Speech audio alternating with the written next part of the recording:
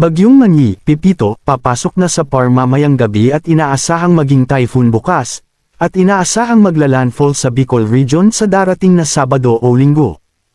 Huling namataan ang Tropical Storm Manyi, Pipito, sa layong 1,375 kilometro east ng northeastern Mindanao sa labas ng PAR. Taglay nito lakas ng hangin aabot sa 85 km per hour at may pabugsong hangin aabot naman sa 105 km per hour. Kumilos ito pa west-southwestward sa bilis na 25 km per hour. Sa kasalukuyan, ang Bagyong Manyi ay naaapektuhan ng high pressure area sa timog ng Japan, dahilan upang ito'y kumilos pa southwest sa susunod na 12 oras. Pagkatapos nito, inaasahang liliko ito pakanluran habang papalapit ito sa ating PAR. Posibleng pumasok ang bagyo sa PAR ngayong gabi, Huwebes, at tatawagan itong Pipito. Pagkapasok sa PAR, inaasahan na kikilos ang bagyong Pipito pakanlurang hilagang kanluran, west-northwest, sa natitirang bahagi ng forecast period. Posibleng maglandfall ito sa silangang baybayin ng Timog Luzon sa pagitan ng 16 ng Nobyembre o 17, Sabado o Linggo. Gayunpaman, dahil sa posibilidad ng pagbabago sa forecast track, posible ring maglandfall ito sa silangang baybayin ng gitnang Luzon o silangang Visayas. Sa ngayon, patuloy na lumalakas ang Bagyong Manny. Bukas ng umaga, maaari itong umabot sa typhoon category, at hindi sinasantabi ang posibilidad ng mabilis na pag-intensify, rapid intensification. Dahil sa paborableng kondisyon sa Philippine Sea, posibleng umabot ang Manny sa super typhoon category bago ito maglandfall. Anuman ang maging kategorya nito, inaasahang tatama ito sa kalupaan na may pinakamalakas na lakas, peak intensity. Bagamat may posibilidad ng pagbabago sa landas ng bagyo, inaasahang magdudulot ito ng malalakas na pag-ulan at malalakas na hangin sa malaking bahagi ng Luzon at silangang Visayas, kabilang ang posibleng storm surge sa mga baybaying lugar. Asahan ang katamtaman hanggang sa maalon na kondisyon ng karagatan, moderate to rough seas, sa silangang baybayin ng bansa simula Biyernes ng gabi o Sabado.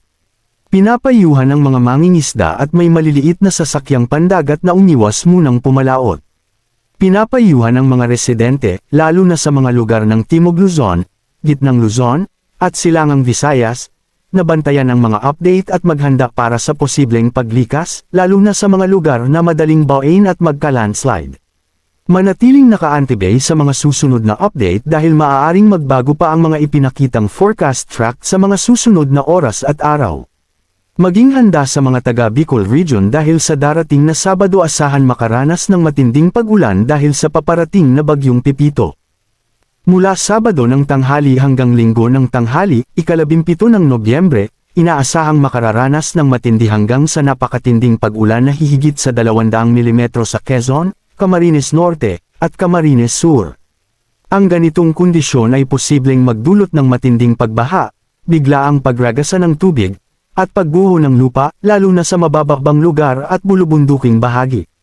Samantala, matinding pag-ulan na nasa 100 hanggang 200 mm ang inaasahan sa Northern Samar, Albay, Catanduanes, Sorsogon, Marinduque, Cavite, Laguna, Rizal, Metro Manila, Pampanga, Bulacan, Bataan, Batangas, Zambales, Tarlac, Nueva Ecija, at Aurora.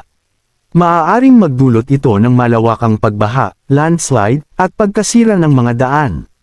Katamtaman hanggang mabigat na pag-ulan na nasa 50 hanggang 100 mm naman ang inaasahan sa Leyte, Masbate, Eastern Samar, Pangasinan, Nueva Vizcaya, Romblon, Biliran, at Quirino, na maaaring magdulot ng lokal na pagbaha at pagguho ng lupa sa mga nasabing lugar.